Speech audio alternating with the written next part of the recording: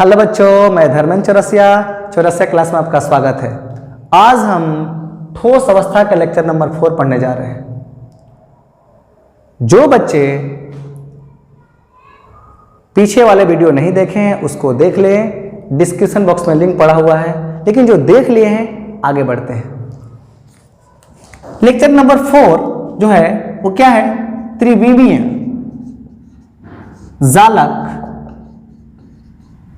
तथा इकाई सेल, यानी इसको इंग्लिश में बोलते हैं स्पेसलाइटिस एंड यूनिट सेल। यहां पर हमको समझना आएगा कि स्पेसलाइटिस रियल में है क्या। हम स्ट्रक्चर के द्वारा हम स्पेसलाइटिस को रियली समझ सकते हैं। जरा सोचो बाबू कि रियल में स्पेसलाइटिस क्या है। यहां पर स्पेसलाइटिस को हम कैसे समझेंगे, ये चीज स्ट्रक्चर से क्लियर हो जाएगा।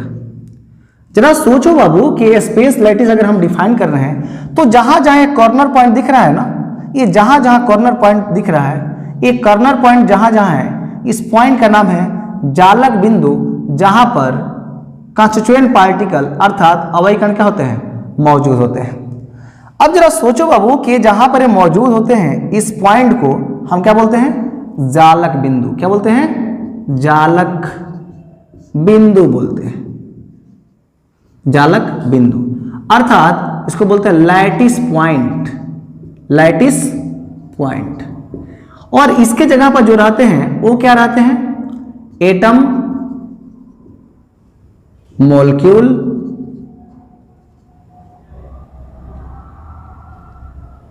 आयन। मतलब क्या कि परमाणु, अणु और क्या? आयन। जरा सोचिए कि जब स्पेसलाइटिस का फॉर्मेशन हो रहा है तो इसका यहां डायमेंशन देखेंगे, रियल में डायमेंशन कैसे बनना है, यानी कितने इसमें एक्सिस है। यहां पर देखेंगे कि एक्स भी है, वाई भी है और क्या? जेड भी है। यानी रियल में ये क्या रहा होगा? एक क्रिस्टलीय क्या होगा? ठोस रहा होगा। ये क्या रहा होगा? एक क्रिस्टलीय ठोस रहा होगा। मतलब ये क्या होगा? क्रिस्टलाइन सॉलिड रहा होगा। क्रिस्टलाइन सॉलिड रहा होगा। अब इसके तहत या इसके चित्र से या इसके फिगर से आप डिफिनीशन बना सकते हो। क्या बनाओगे कि किसी क्रिस्टल के अवयव कणों के नियत बिंदुओं पर व्यवस्थित करने की प्रक्रिया को ही हम क्या कहते हैं? जालक बिंदु कहते हैं। तो क्या बात बोल रहे हैं? यहां पर जहां पर जिस पॉइंट है, जिस पॉइंट पर ये लगा हुआ है, इस पॉइंट को हम क्या बोलेंगे? जालक बिंदु बोलेंगे। और जालक बिंदु पर कौन कौन रह सकते हैं? एटम, मॉलिक्यूल, आयन अर्थात परमाणु, अणु और क्या? आयन रह सकते हैं। और किसमें रह सकते हैं? तो यहां पर क्या है? क्रिस्टलीय ठोस। यानी इसका डिफिनीशन अगर हम बना रहे हैं स्पेसलाइटिस की, तो डिफिनीशन क्या होगा? त्रिविम जालक। किसी क्रिस्टलीय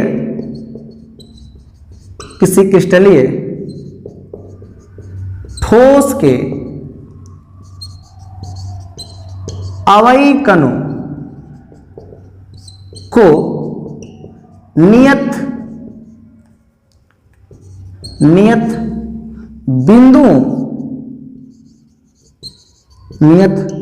बिंदुओं को त्रिविमीय व्यवस्था, नियत बिंदुओं को त्रिविमीय व्यवस्था में व्यवस्थित या वितरित करने की प्रक्रिया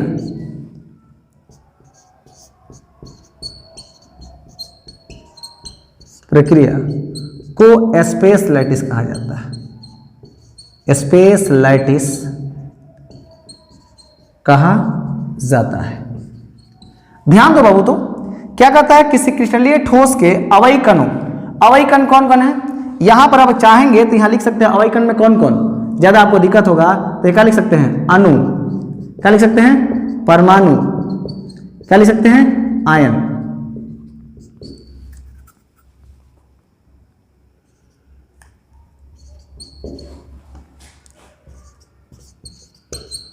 नियत बिंदुओं को त्रिविमीय व्यवस्था में व्यवस्थित या विद्युत करने की प्रक्रिया ही क्या कहलाती है, स्पेस लैटिस कहलाती है।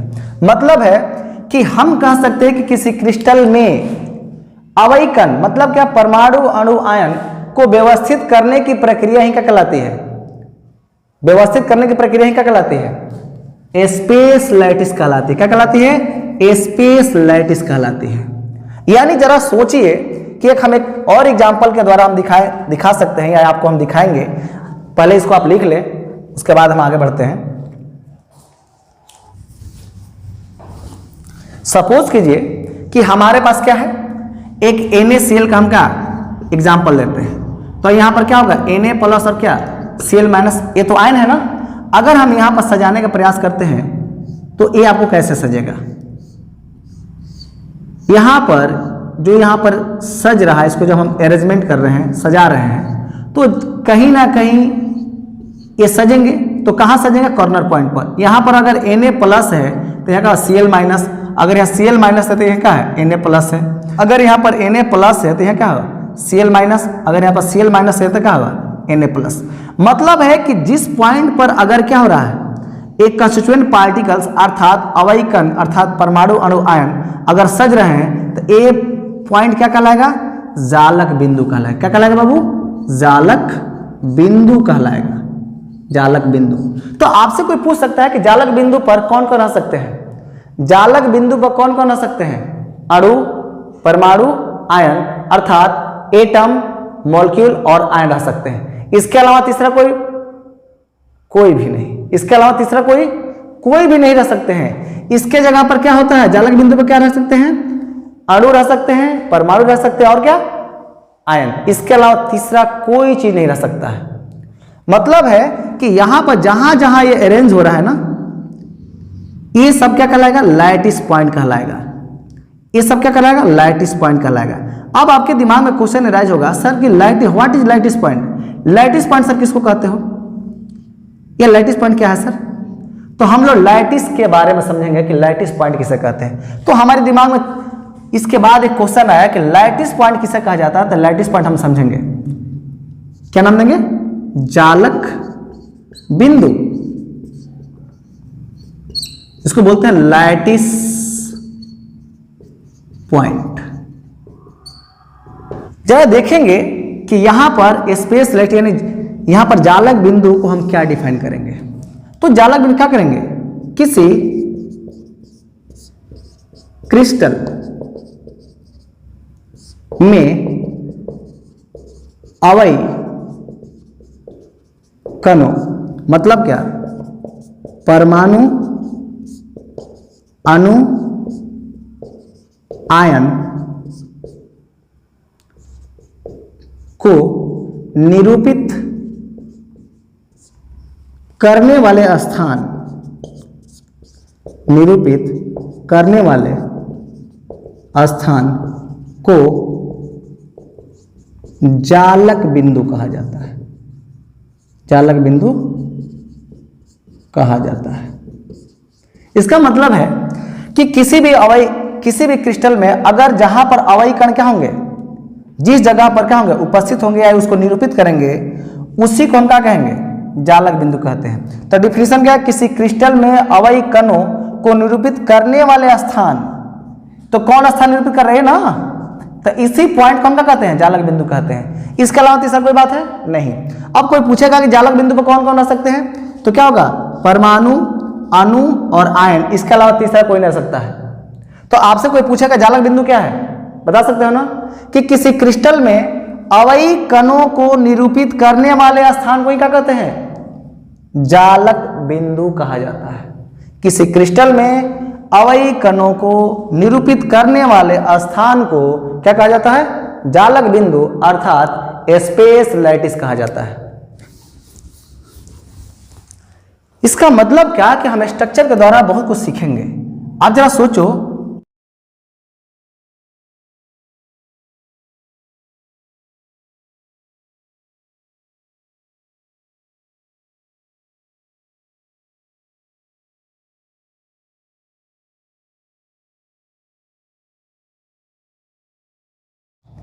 जरा सोचो बाबू कि ये चीज जो हम बना रहे हैं ये किसके लिए बना रहे हैं? हम क्या बना रहे हैं? एक क्रिस्टल बना रहे हैं। क्या बना रहे हैं? क्रिस्टल। जरा सोचो कि हम इसको क्या कर रहे हैं, पहले इससे मिला रहे हैं। मिल रहा है ना? ये क्या रहा है? मिल रहा है। फिर हम इसको किससे मिला दिए? हम इससे मिला दिए। कुछ फील हो रहा है आप लोग को? फील होना चाहिए, बिना फील का कुछ नहीं हो सकता बाबू। फील, अगर आपके अंदर फील आ गया तो साइंस में मजा आ जाएगा। अब जरा सोचिए, जैसे ही इसको आपने क्या किया, इसको अरेंज किया, जैसे इसको आपने सजाया, सजाने के बाद देखिए तो क्या क्या आ रहा है आपको। अब जरा सोचिए, अब हम क्या करें, इस पॉइंट को हम इससे सजा रहे हैं, सजा रहे हैं ना, देखिए तो सज रहा है, देखिए तो सज रहा है कि नहीं? एकदम सजेगा।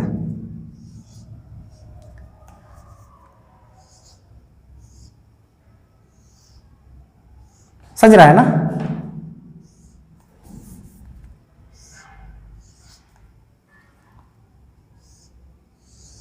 ये सज रहा है। अब जरा देखेंगे कि हम क्या करेंगे, सब पॉइंट को एक एक करके क्या करेंगे, यहां पर जोड़ने का प्रयास करेंगे। क्या करेंगे? यहां पर हम जोड़ेंगे।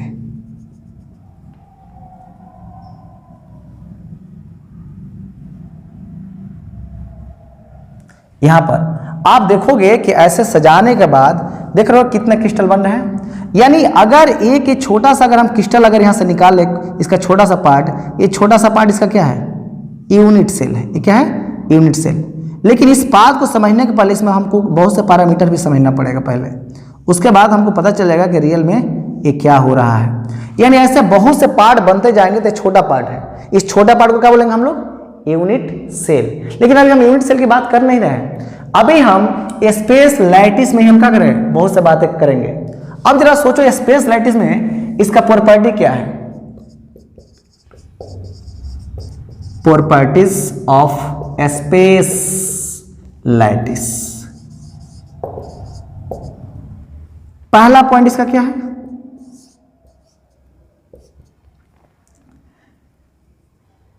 किसी क्रिस्टल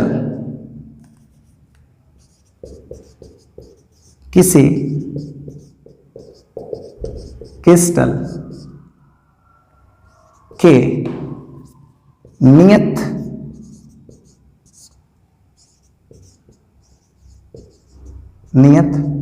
बिंदु वाले स्थान को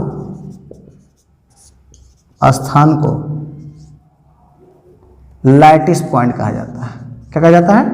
लैटिस पॉइंट कहा जाता है। दूसरा पॉइंट है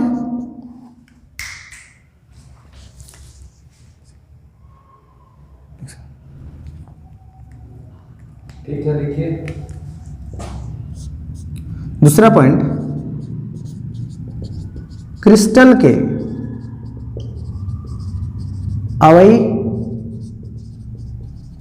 कणों को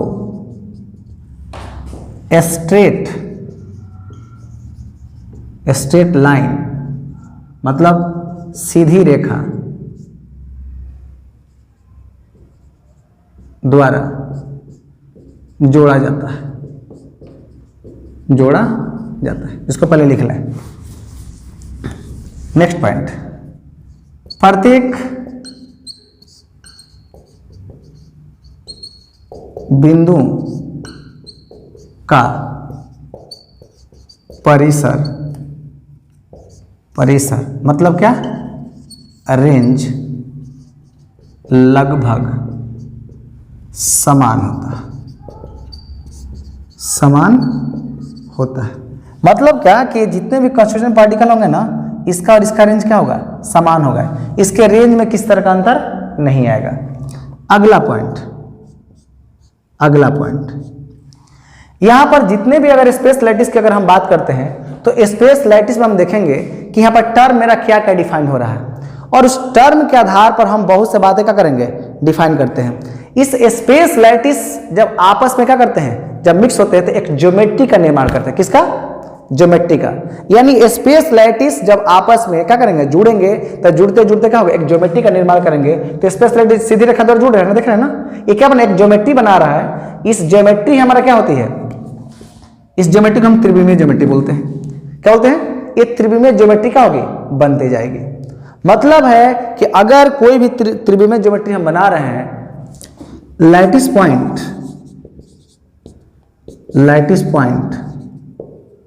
मतलब क्या, जालक बिंदु को जोड़ने से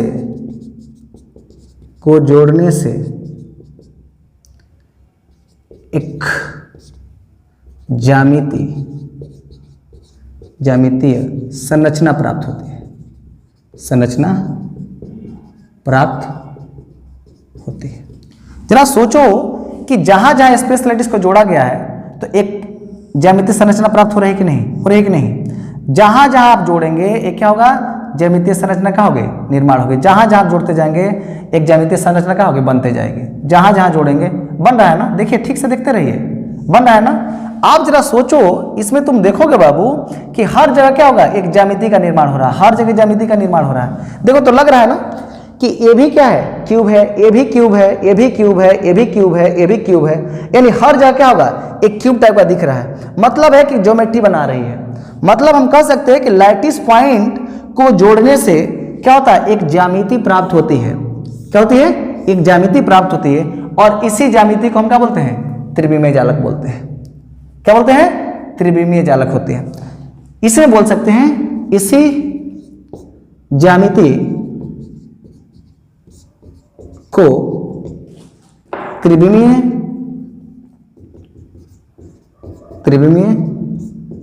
ज्यामिति कहा जाता है। कहा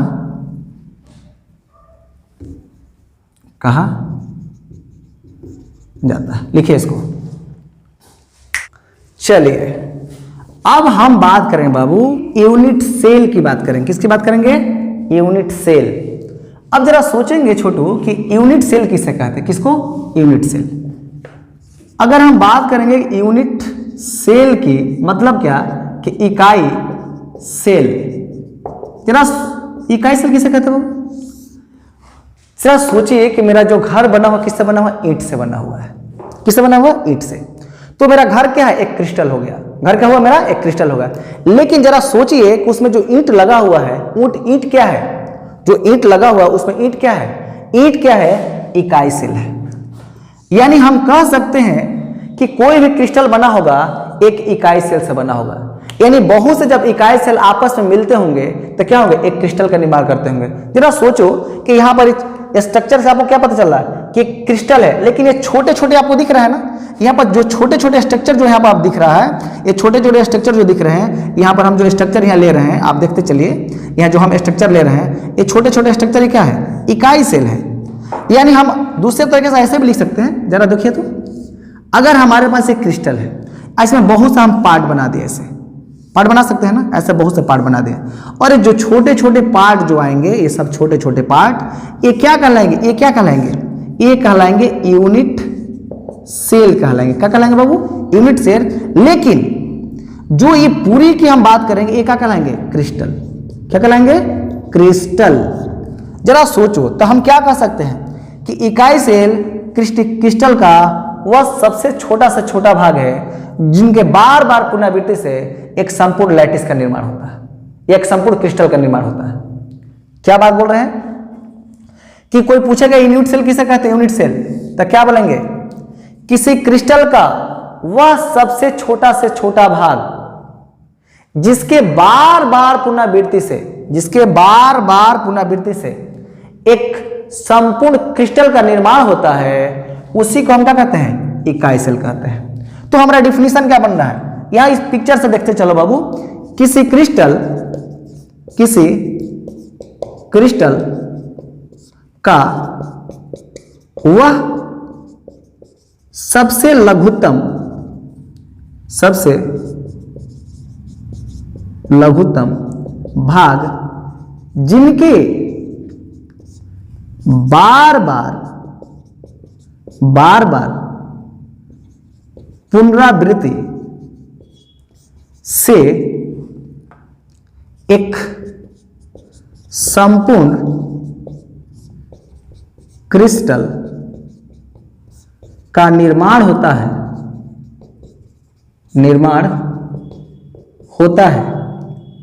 उसे यूनिट सेल कहा जाता है। यूनिट सेल कहा जाता है। ध्यान सुनो बाबू, ये मेरा क्या है, क्रिस्टल हो गया। तो किसी क्रिस्टल का क्या सबसे छोटा भाग क्या है? ये जो सबसे छोटा भाग आपको दिख रहा है ना, ये जो सबसे छोटा भाग, इसी को क्या कहते हैं? इकाई सेल कहते हैं। अब जरा सोचो, ये कहा था कि बार बार पुनरावृत्ति, ये कितना बार आया है? ये भी आया ना, आया ना, ये भी आ रहा है ना। यहां पर आप देखते रहिए, आ रहा है ना, देखिए आ रहा है बार बार, देखिए बार बार आ रहा है, ये बार बार आ रहा है ना। तो आप जरा सोचो कि जब बार बार आएगा ना, तो बार बार आने से क्या होता है? एक संपूर्ण क्रिस्टल का निर्माण होता है, उसी को हम क्या कहते हैं? इकाई सेल कहते हैं। तो आपके दिमाग में ये बात होना चाहिए कि इकाई सेल क्या होता है। तो आज के बाद आपके दिमाग में ये होना चाहिए कि इकाई सेल क्या है? तो किसी क्रिस्टल का सबसे छोटा भाग है जिनके बार बार दोहराने से एक संपूर्ण क्रिस्टल का क्या होता है? निर्माण होता है। उसी को हम क्या बोलते हैं? यूनिट सेल बोलते हैं, अर्थात इकाई सेल कहते हैं। जैसे मेरा घर जो बना होगा, तो क्या एक ही बार में मेरा घर बन गया होगा? नहीं, छोटे छोटे ईंट को जब जोड़े होंगे हम लोग, तो जोड़ते जोड़ते एक ऐसा समय होगा कि पूरा एक क्या होगा? क्रिस्टल बन गया होगा, यानी पूरा घर तैयार हो गया होगा। इसका मतलब हम कह सकते हैं कि किसी भी घर का क्या है? ईंट क्या है? बिल्डिंग ब्लॉक है। यानी हम बोल सकते हैं इकाई सेल क्या है? किसी क्रिस्टल का क्या है? बिल्डिंग ब्लॉक है। इकाई सेल क्या है? किसी क्रिस्टल का क्या है? बिल्डिंग ब्लॉक है। यानी बिना इकाई सेल के बिना हमारा घर नहीं बन सकता है, अर्थात किसी क्रिस्टल का निर्माण नहीं हो सकता है। तो किसी क्रिस्टल का निर्माण होने के लिए हमारे पास क्या होना चाहिए? इकाई सेल होना चाहिए। इकाई सेल क्या होता है? जब ये बार बार किसी क्रिस्टल को बार बार दोहराया जाएगा, इसका छोटे से पार्ट को बार बार दोहराया जाएगा, दोहरते दोहरते एक ऐसा समय आएगा, एक बड़ा सा बृहद रूप ले लेगा, जिसका हम नाम क्या देंगे? क्रिस्टल। तो हमारे अनुसार लग रहा होगा कि आपको किस तरह का दिक्कत नहीं होगा। अगर दिक्कत है कमेंट करें, आपका अगले वीडियो में हर तरह से क्या होगा? बेहतरीन और डिस्कस किया जाएगा। थोड़ा भी अगर इरर टाइप का लगे तो आप कंप्लेंट करें, आपका उसका डिस्कशन क्लियर किया जाएगा। इसको लिखिए।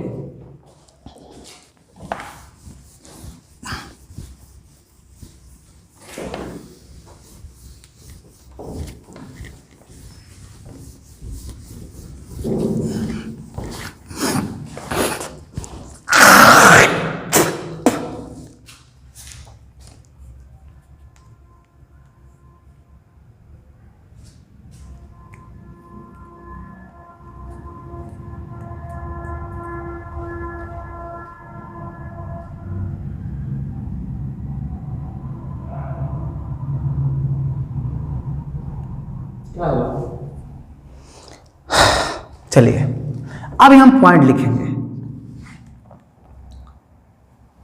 इकाई सेल जो होता है ना, किसी क्रिस्टल का क्या होता है? बिल्डिंग ब्लॉक होता है। इकाई सेल, यूनिट सेल किसी क्रिस्टल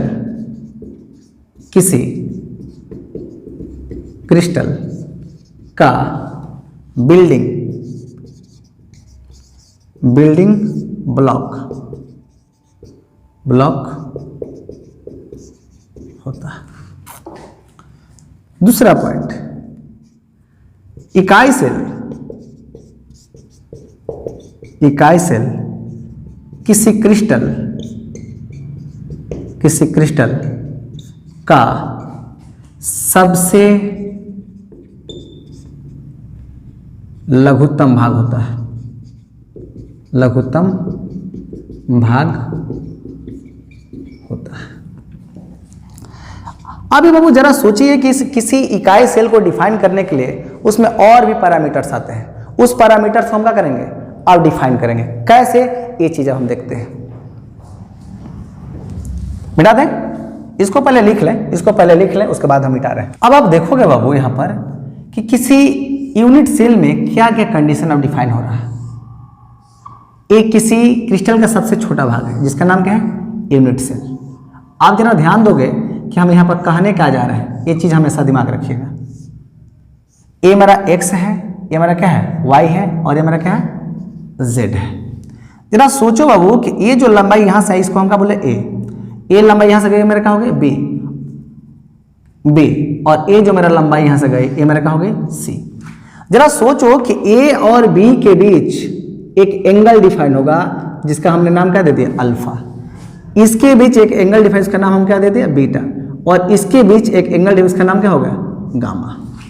मतलब है कि यहां पर a, b, c इसको हम बोलते हैं अक्षीय लंबाई, अक्षीय लंबाई, अर्थात इसको बोलते हैं एक्सियल एंगल, एक्सियल एंगल। दूसरा यहां बात कर रहे हैं कि अल्फा, बीटा, गामा, ये क्या कहलाएंगे यहां पर, ये मेरा कहलाएंगे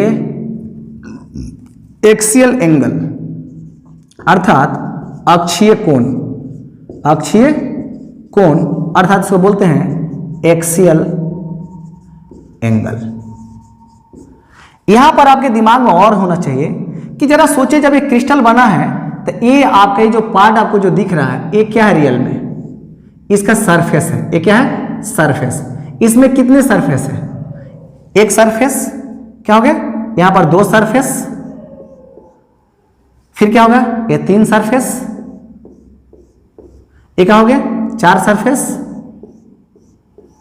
और यहां पर एक आगे की तरफ और एक क्या पीछे की तरफ, इसमें कितने 6 सरफेस है। कितना सरफेस है, यानी अगर हम सतह की बात करेंगे यहां पर, सतह मतलब क्या, सरफेस, इतने कितने सरफेस है, 6 सरफेस है। अगर कॉर्नर पॉइंट की बात करें, यहां जहां पर जालक बिंदु क्या होते हैं, उपस्थित होते हैं, इस जालक बिंदु को हम क्या कॉर्नर पॉइंट बोल रहे हैं। ये जो आपको दिख रहा है ये कितने होते हैं, 8 होते हैं। अर्थात कॉर्नर, कोना, यहां पर कोना कितना होगा बाबू, कॉर्नर जो होंगे वो कितने होते हैं, 8। अब हमारे पास हुआ किनारा। इसका मतलब अगर हम किनारा की बात करते हैं, किनारा या किनारों की संख्या, किनारों की संख्या, इसको बोलते हैं corner point length, corner length, corner length. ये कितने होते हैं, 12। यानी इंटायर इस पूरे यूनिट सेल में ये इतने पैरामीटर्स होते हैं। तो पहले आप चित्र बनाए, उसके बाद एक एक करके हम लोग बात करेंगे। पहला पॉइंट, पहला पॉइंट यहां हम बात करेंगे। पहला पॉइंट क्या होगा, प्रत्येक इकाई सेल की नियत अक्षीय लंबाई, अक्षीय लंबाई a, b, c होती है जो x, y, z के अनुदिश लंबवत होती है।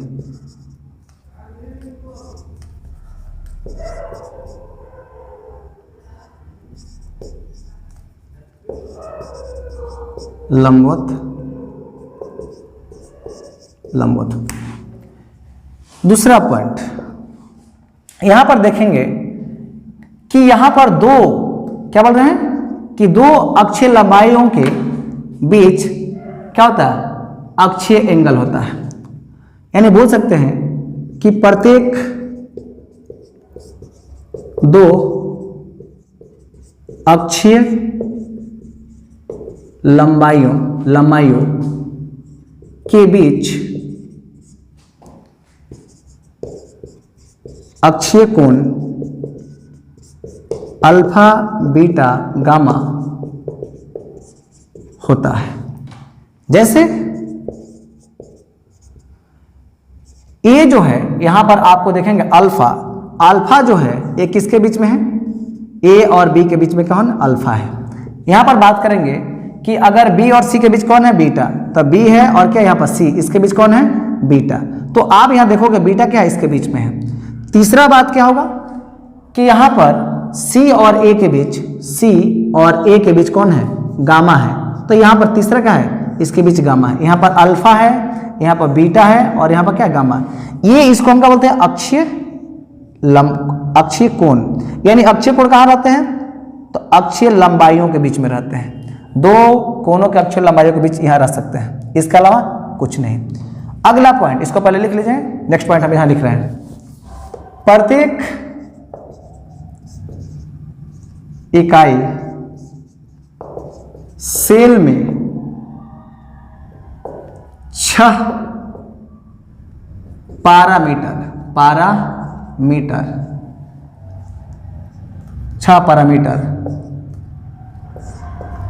ए कमा बी कमा सी कमा अल्फा बीटा गामा होते हैं। नेक्स्ट पॉइंट, प्रत्येक इकाई सेल में 6 सतह 8 कोने तथा 12 किनारे होते हैं,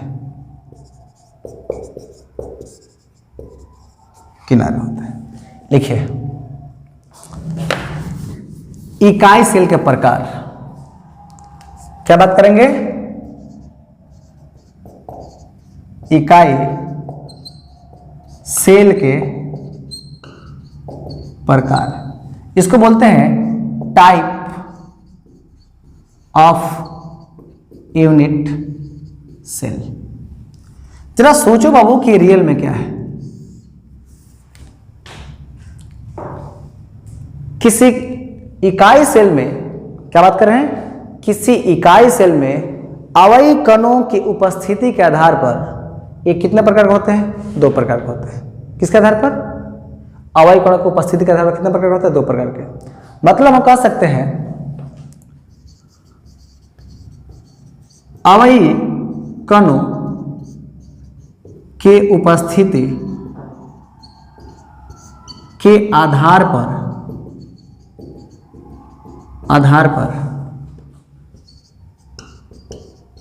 इकाई सेल 2 प्रकार के होते हैं, 2 प्रकार के होते हैं। पहला सरल इकाई सेल, सरल इकाई सेल, इसको बोलते हैं simple unit cell, simple unit cell. दूसरा होता है केंद्रिका इकाई सेल, इसको बोलते हैं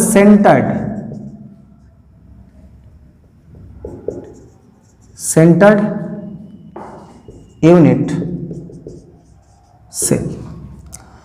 अब जरा सोचो बाबू कि सिंपल यूनिट सेल और सेंटर्ड यूनिट सेल में, अब ये सेंटर्ड यूनिट सेल में कितने बच्चे, 3 बच्चे। पहला बच्चा का नाम क्या है, बीसीसी, इसको बोलते हैं बॉडी सेंटर्ड यूनिट सेल। दूसरा का हो गया एफसीसी, इसको बोलते हैं फेस सेंटर्ड यूनिट सेल। और जो तीसरा है उसको बोलते हैं ईसीसी, इसको बोलते हैं एंड सेंटर्ड यूनिट सेल।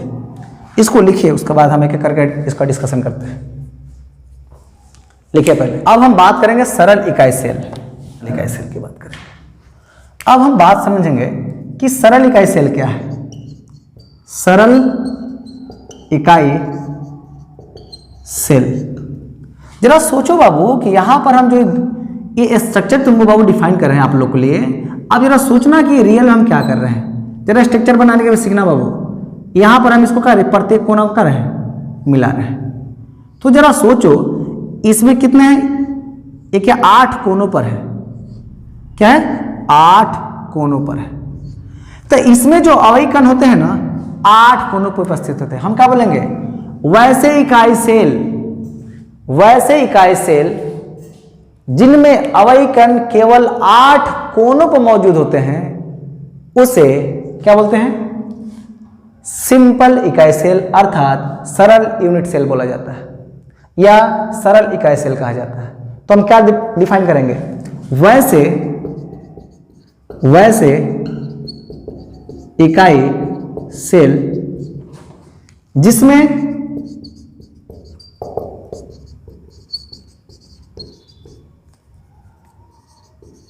अवयवी कण केवल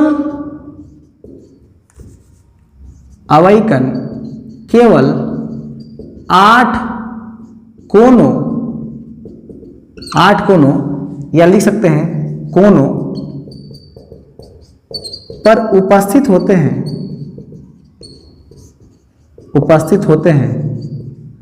उसे क्या बोलते हैं? सरल इकाई सेल कहा जाता है। क्या कहा जाता है? सरल इकाई सेल, या इसको बोल सकते हैं simple unit cell. Simple unit cell कहा जाता है। सुनो बाबू, देखना यहां क्या करा मुन्ना, जरा समझना बाबू कि इसमें अवयवी कण क्या है?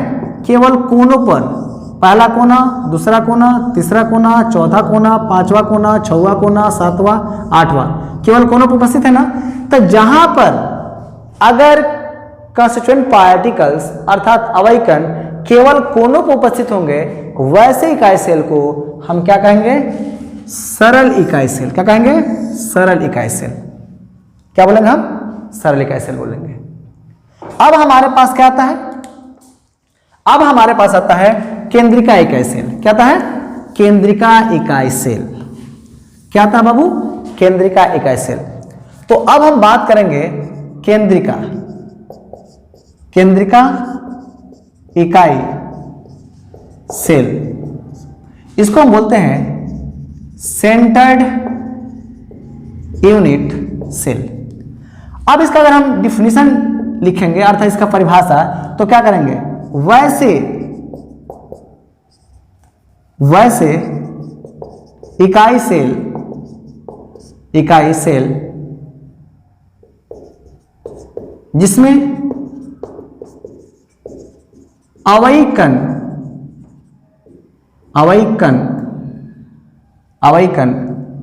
8 कोनों के साथ साथ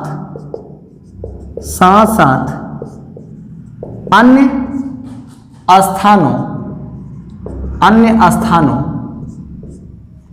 जैसे सतह,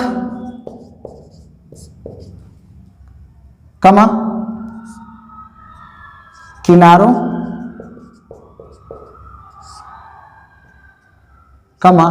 केंद्र पर उपस्थित होते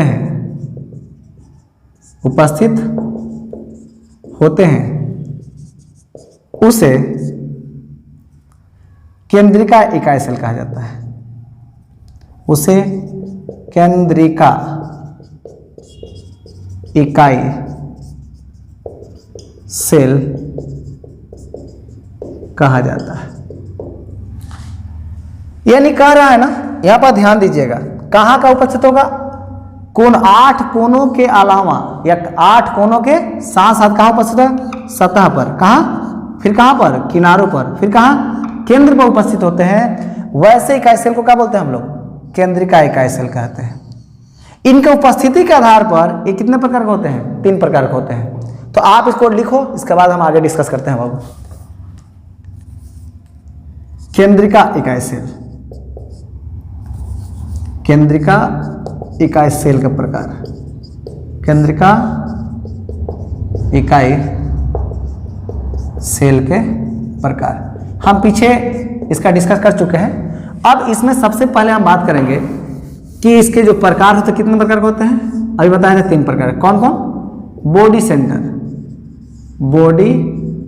सेंटर्ड यूनिट सेल, इसको प्यार से हम बताए थे ना अभी, BCC बोला जाता है। दूसरे का होता है फेस सेंटर्ड यूनिट सेल, और तीसरा होता है एंड सेंटर्ड यूनिट सेल। अब जरा सोचो, अब इसको हम प्यार से FCC बोलते हैं, इसको प्यार से हम ECC बोलते हैं। क्या बोलते हैं? ECC। इसका नाम क्या होगा? बॉडी। तो अब हम बात करेंगे बॉडी की, बात करेंगे BCC की बात करेंगे। किसकी बात करेंगे? BCC, यानी BCC अर्थात बॉडी सेंटर्ड यूनिट सेल। वैसे केंद्रिका इकाई सेल, वैसे केंद्रिका इकाई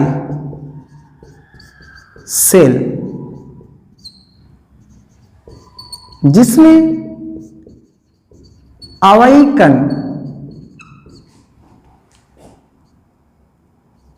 8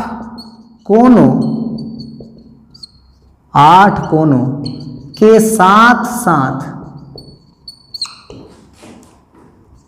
केंद्र पर मौजूद होते हैं या उपस्थित होते हैं,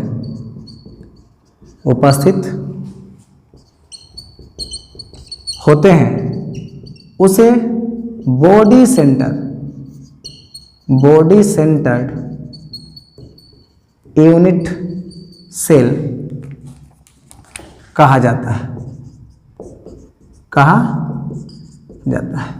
अब जरा सोचो बाबू, ये जो हम डिफिनीशन लिखे, इसका डिफिनीशन का हम कंडीशन लिख रहे हैं। जरा सोचो कि ये स्ट्रक्चर के द्वारा ही पता चलेगा सब कुछ। यहां पर ये जो अवयवी कण की सजावट कर रहे हैं, तो 8 कोनों के साथ साथ कहाँ होना चाहिए? केंद्र पर।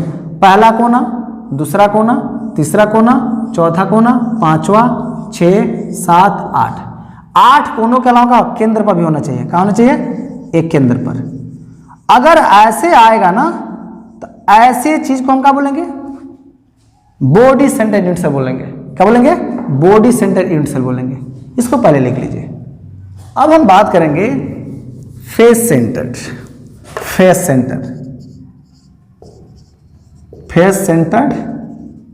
यूनिट सेल,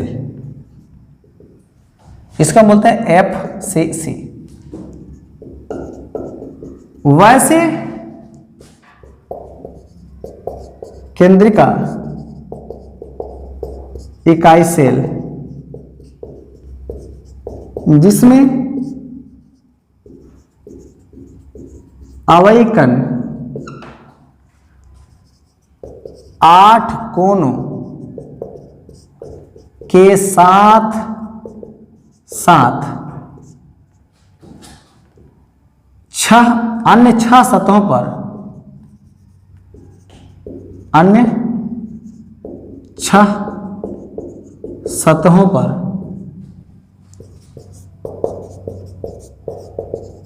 उपस्थित होते हैं, उसे FCC कहा जाता है। जरा सोचो बाबू, एक कोना पर है ना, ये तो कोना पर हो गया, 8 कोनों पर, अकाता सतह पर, एक पहला सतह, दूसरा सतह, तीसरा सतह, चौथा सतह, और ये क्या 5वां सतह, ये आगे वाला है। ये क्या है? आगे वाला है। और इसके एक पीछे, जो मेरा बोर्ड क्या है 2D है, इसलिए हम इसको दिखा नहीं सकते हैं, तो एक इसका क्या है? पीछे है। अर्थात इस पर कितने सतह हो गए? 6 सतह। यानी इस पर जो अवयवी कण होते हैं 8 कोनों के अलावा कितना? 6 सतहों पर मौजूद होते हैं। 8 कोना हो गया ना, 8 कोनों के साथ साथ 6 सतहों पर मौजूद होते हैं। इसी को हम क्या बोलते हैं? फेस सेंटर्ड यूनिट सेल बोलते हैं। अब हमारे पास हो गया एंड सेंटर। आप लोग इसको लिख लिए हैं तो मिटा दे रहे हैं। End centred unit cell. इसको हम बोलते हैं प्यार से ECC। क्या बोलेंगे? वैसे केंद्रिका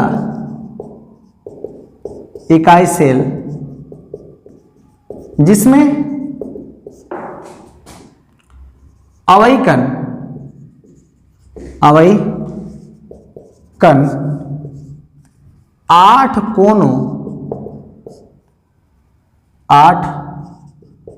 कोनों